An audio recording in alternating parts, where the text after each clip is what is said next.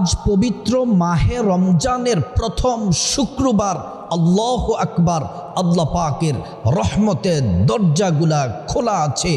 নবীজি বলেছেন এই ছোট্ট দোয়াটি যদি 3 বার পড়েন, আমি শুদ্ধ করে বলে দিব, আপনারা যদি শোনেন অথবা শুদ্ধ করে আমার সাথে সাথে যদি পড়েন, নবীজি ওয়াদা করে বলেছেন জীবনের সব গুনাহগুলা আল্লাহ রাব্বুল আলামিন মাফ করে দিবেন।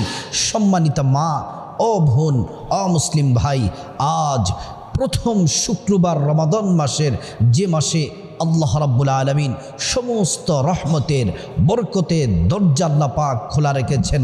আল্লাহ তাআলা বান্দাদেরকে ক্ষমা করে দিবেন, নবীজির সাথে ওয়াদা করে বলেছেন। এমন শ্রেষ্ঠ একটি দোয়া শুধুমাত্র 3 বার যদি আপনারা আমার সাথে পড়তে পারেন, শুনতে পারেন, জীবনের গুনাহগুলা মাফ